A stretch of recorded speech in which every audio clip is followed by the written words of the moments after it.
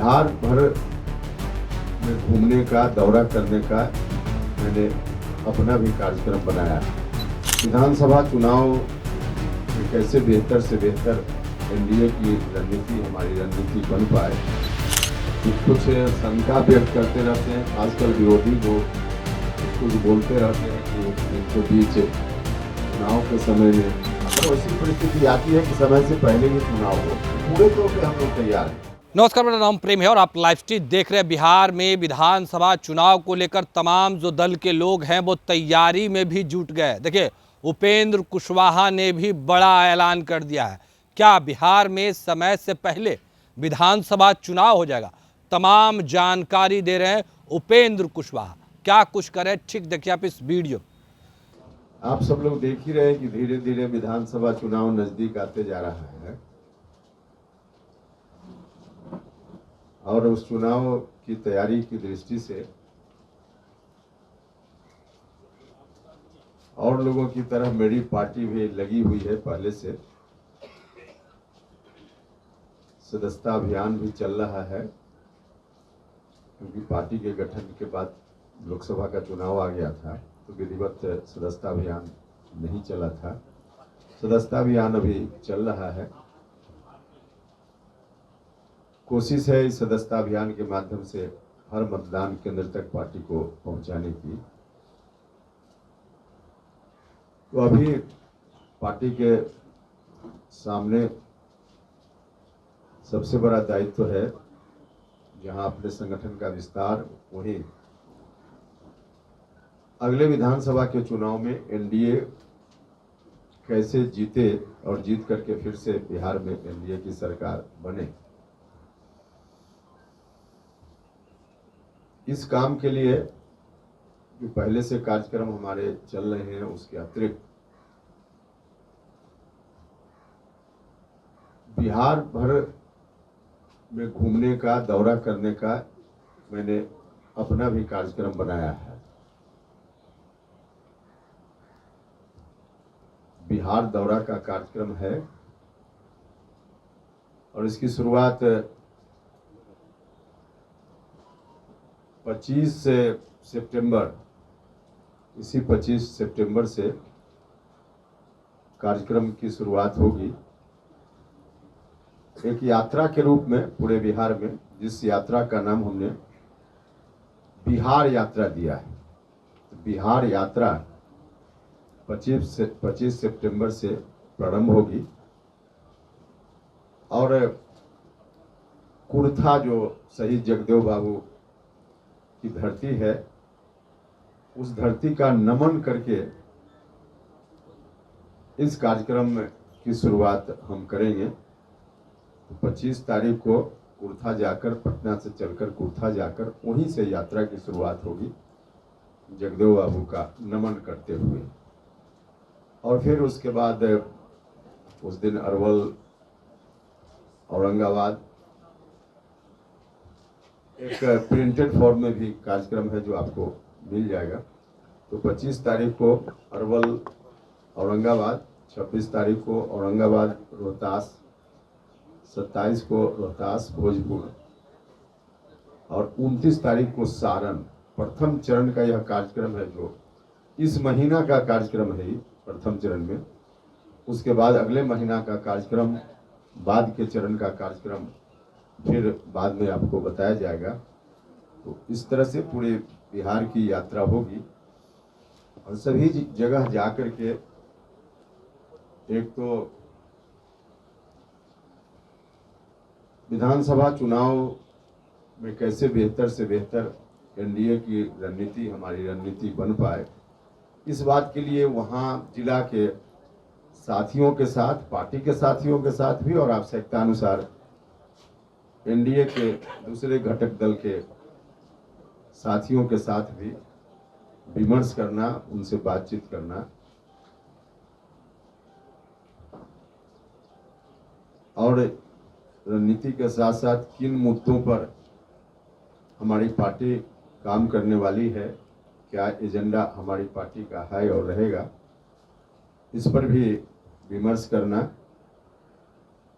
और सदस्यता अभियान की भी समीक्षा इसी क्रम में हो जाएगी। और वहाँ के साथी कोई और कार्यक्रम जिला के साथी अगर अपने हिसाब से लगाएंगे तो अलग अलग जिला के लोग जो कार्यक्रम लगाएंगे उन कार्यक्रमों में भी भाग लेना। एजेंडा के रूप में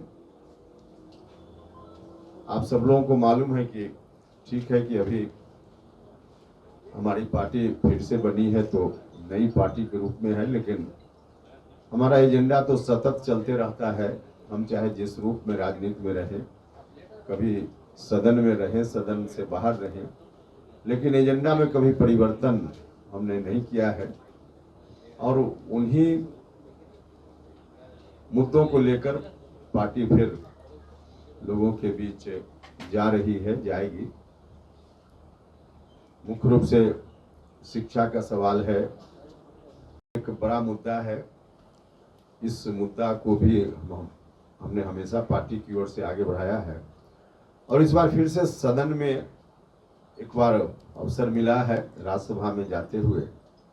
ऐसे सदन से बाहर भी जिन मुद्दों की हमने चर्चा की उन मुद्दों पर हमारी पार्टी मुखर रही है, लेकिन एक अवसर है हमारे लिए सदन में जाने का और इस सदन का जो प्लेटफॉर्म है उसका भी इस्तेमाल लोगों के इंटरेस्ट में, आम लोगों के इंटरेस्ट में, बिहार के इंटरेस्ट में, सोशल जस्टिस के इंटरेस्ट में हम करेंगे और हर तरह से पार्टी के एजेंडा को आगे बढ़ाने का काम होगा। और अब जो देख रहे हैं हम लोग सिचुएशन, उसके हिसाब से एनडीए की सरकार अभी चल रही है बिहार में और देश में भी। बिहार में फिर से एनडीए की सरकार बने, इस बात के लिए हम सब लोग दिन रात लगे हुए हैं और हमारा विश्वास है लोगों का रुझान देखते हुए कि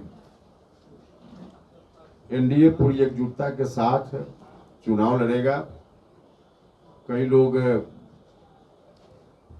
कुछ शंका व्यक्त करते रहते हैं, खासकर विरोधी लोग कुछ बोलते रहते हैं कि इनके बीच चुनाव के समय में कठिनाई आएगी सीट शेयरिंग को लेकर, क्या क्या।